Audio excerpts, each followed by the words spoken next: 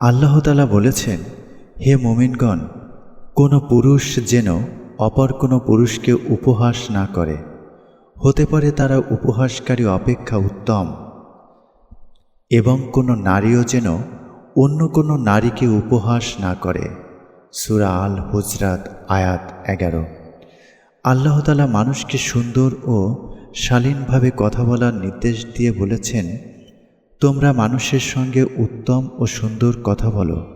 সূরা বাকারা আয়াত 83। সুন্দর ব্যবহার সম্পর্কে মহানবী হযরত মুহাম্মদ সাল্লাল্লাহু আলাইহি সাল্লাম বলেছেন, তোমাদের মধ্যে সেই ব্যক্তি উত্তম যার আচার ব্যবহার সর্বোত্তম। সহিহ বুখারী। হযরত মিকদাম রাদিয়াল্লাহু আনহু জানতে চান, কি আমল করলে জান্নাতে যাওয়া যাবে? উত্তরে নবীজি বলেন, তুমি উত্তম কথা বলো এবং মানুষকে খাবার দান করো। কিয়ামতের দিন মুমিনের আমলনামায় সুন্দর আচরণের চেয়ে ভারী কোনো আমল থাকবে না। সুনানে তিরমিজি।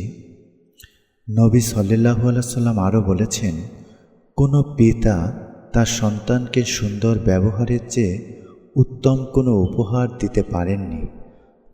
রাসূলুল্লাহ সাল্লাল্লাহু আলাইহি সাল্লাম আরও বলেছেন, সবচেয়ে বেশি যা মানুষকে জান্নাতে প্রবেশ করাবে তা হলো আল্লাহ তাআলার ভয় ও সুন্দর আচরণ, আর সবচেয়ে বেশি যা মানুষকে জাহান্নামে প্রবেশ করাবে তা হলো মানুষের মুখ এবং লজ্জাস্থান। সুনানে তিরমিজি। রাসূলুল্লাহ সাল্লাল্লাহু আলাইহি সাল্লাম আরও বলেছেন, সুন্দর আচরণই নেক আমল। সহিহ মুসলিম। রাসূলুল্লাহ সাল্লাল্লাহু আলাইহি সাল্লাম আরও বলেছেন, তোমাদের মধ্যে যার আচরণ ব্যবহার সুন্দর সে আমার সবচেয়ে বেশি প্রিয়, এবং কিয়ামতের দিন সে আমার সবচেয়ে কাছে থাকবে। সুনানে তিরমিজি। কারো খারাপ আচরণের বিপরীতে উত্তম ব্যবহারের শিক্ষা দিয়ে বলা হয়েছে, মন্দের বিপরীতে তাই করো যা সর্বোত্তম, ফলে তোমার সঙ্গে যার শত্রুতা রয়েছে সেও যেন তোমার অন্তরঙ্গ বন্ধু হয়ে যাবে।